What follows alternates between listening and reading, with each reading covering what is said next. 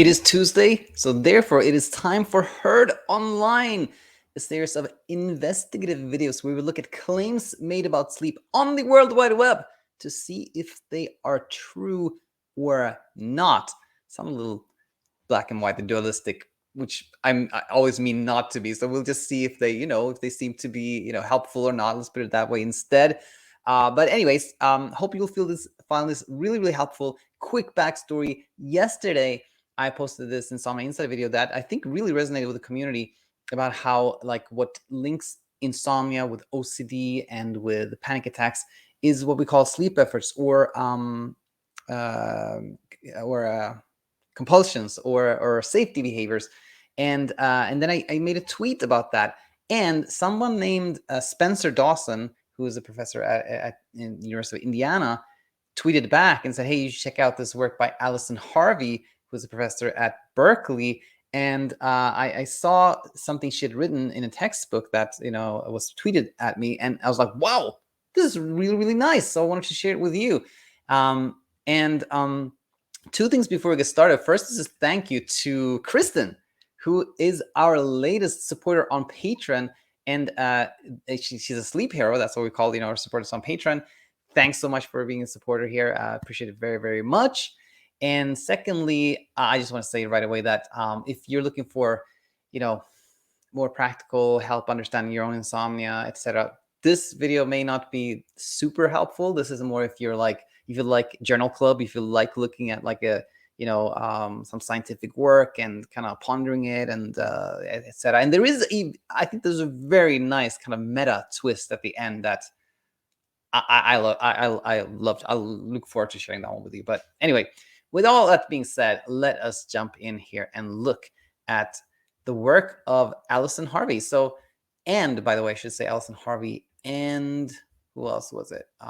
Allison Harvey and Paulina Edelman, who I guess at the time were both at Golden Bear Sleep and Mood Research Clinic. That has a nice ring to it, doesn't it? Golden Bear at the University of California. Now, the title here is Intervention to Reduce Use of Safety Behaviors. And, that caught my attention. That's what I saw on Twitter. And I was like, wow, somebody has done work on insomnia here, specifically on reducing safety behaviors, which was exactly what we talked about yesterday here on the channel.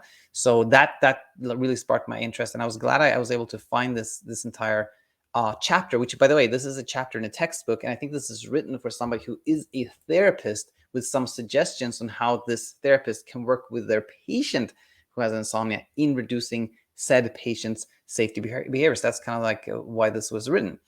Now, the protocol name we talked about, and the idea here is the intervention is an approach to reducing the use of safety behaviors.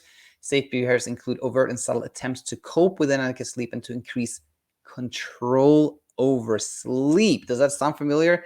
I hope it does, because that's, we talk about that a lot, that insomnia really comes from this place when we're trying to control something that cannot be controlled, sleep. But in reality, at a deeper level, it is trying to control our emotions. But anyways, this sounded really nice to me. There was no contraindications. And I think we already saw some of the greatest points. But the authors say here that safety behaviors include, again, overt and subtle attempts to cope with inadequate sleep and increase control of sleep.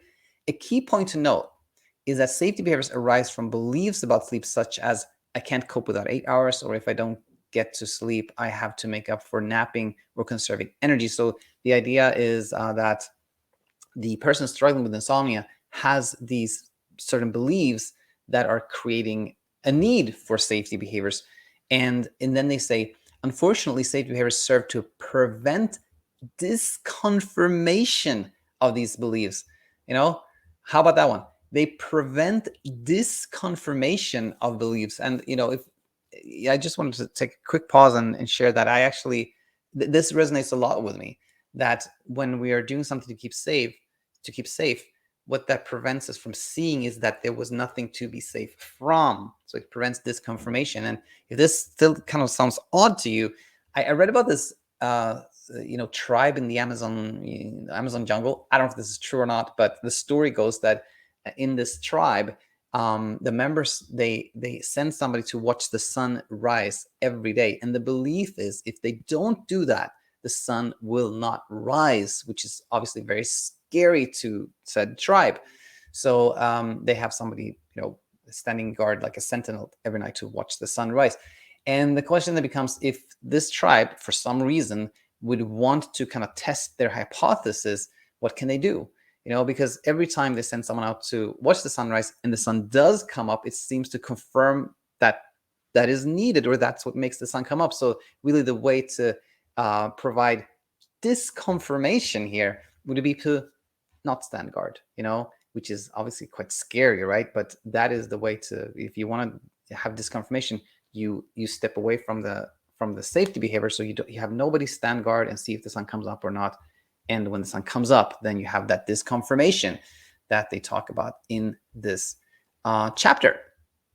Now, looking closely at them, that's to me when things start to become like going from like, oh, this is so amazing, like this idea, it resonates so well with me, with kind of like, okay, I don't see it quite the same way. So for example, they're saying here, for example, safety behaviors can impact, let me just make sure I'm sharing with you. I am, okay. The regularity of sleep. So they're saying, like, for example, if we're sleeping in late in the morning, napping during the day, and going to bed early, that can impact the regularity of the sleep cycle. And although this is true, the idea that sleeping too much is why we have insomnia, to me, doesn't ring true at all. So I don't think this is, a very important one at all. But in traditional CBT, there's a lot of emphasis on like, don't take naps, get up at the same time every morning. So this is a little bit from that realm, I think. Now here's an interesting one. So they're saying that there's that thinking through plans for the next day can impact how easily we go to sleep. And I'm sure that's true, but then sort of the question becomes, what do we do with that? And this leads to what they say here: some trigger a paradoxical fueling of thoughts. In other words, when the safety behavior is tell myself to stop worrying, try to stop thinking about my problems, tell myself I must go to sleep now, that can actually fuel thoughts, So what they're saying here is that when we're trying to suppress worries, that can actually fuel our thoughts. And that, to me, rings very, very true. I think a lot of us can recognize this one. And keep this in mind as we go a little further, for a reason that's very interesting. Now, the last three ones here, I think there's really something here. They're saying that, for example, taking the day easy, canceling all our appointments for a day, can actually keep us feeling sleepy during the day. It can kind of maintain that us feeling sleepy. And I think there's some truth here, because if we cancel everything we're doing, we're going to focus more on how we feel, and maybe fall sleepy. That's going to kind of just to be emphasized, but that can be true. Where they're saying that if we avoid meeting other people, slowing down the pace of the day, reducing self-expectations, the day can become unpleasant or boring for the same reason. I think there's some truth here. Okay, so with that said, and not to make this too long, what they're saying here in their couple of examples here is that they're inviting the therapist to check what type of kind of belief that is unhelpful their patient has, and then to kind of work with their patient to see how they can, maybe challenge that or change that belief or work with that belief, something like that. And we'll skip the first example and go to example 2, and it's clock watching. So they're saying this: many patients with insomnia monitor the clock in order to see how long it takes to fall asleep, and if awake at night, how many hours of sleep remain. On waking, many patients also calculate the number of hours they slept. This clock watching behavior typically serves to fuel anxiety, as the patient very rarely gets good news by checking the clock. As anxiety and frustration increase, patients are likely to have even greater difficulty sleeping. And to me, this made a lot of sense. Like we talked a lot about the timeless way, the timeless sleep window. And I like checking the time is sort of a safety behavior, right? Because we're craving control. It feels like we're getting control when we monitor, but in reality, it often just keeps us preoccupied and worried. So I think this one was very nice. I have very little to comment except that I like this one. Now, when we go to example 4, though, they're saying that drinking coffee is a safety behavior. They're saying basically that, um, a lot of patients with insomnia, they think that they won't get through the day unless they drink a lot of coffee. So they're seeing drinking coffee as a safety behavior.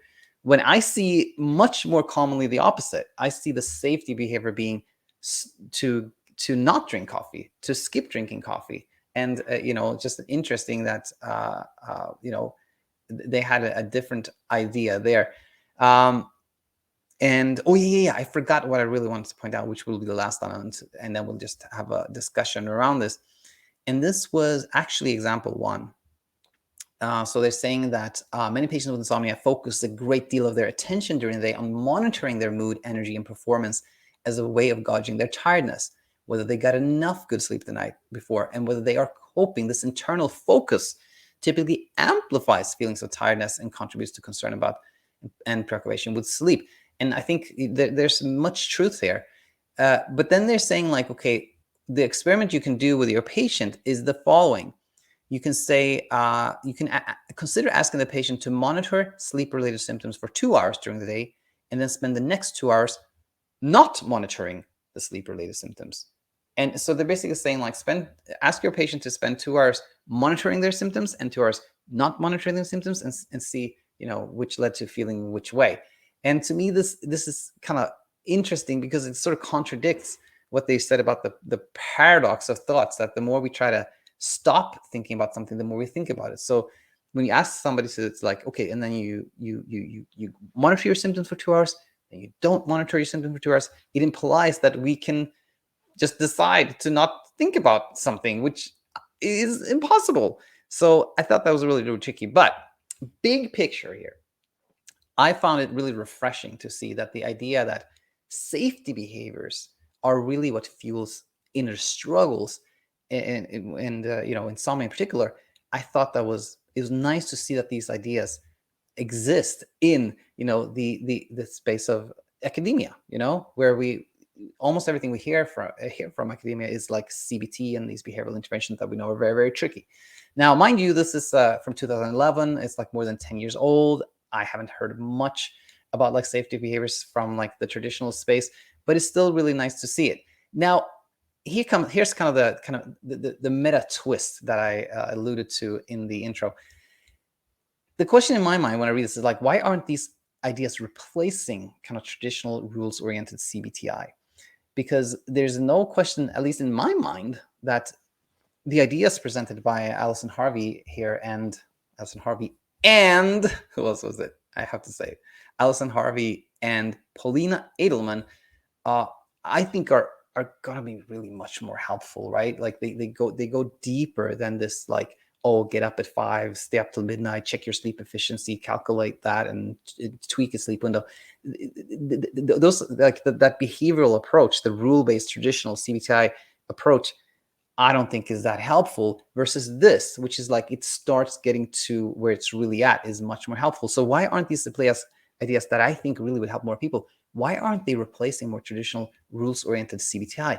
And to me, this is the reason. I think these type of ideas presented in this chapter, they lead into the woo. They lead into, like, talking about emotions, and like letting go of control, seeing we can't control our emotions, we can't control our thoughts. It's the attempt to control our inner experience that creates a struggle for us. And when you go in this direction, you as a professor or as a clinician or as a therapist, you're leaving the safety and comfort of just talking about numbers and talking about like specific behaviors. There's an invitation to leave this safety and leave this illusion that we have control. And I think that is very uncomfortable.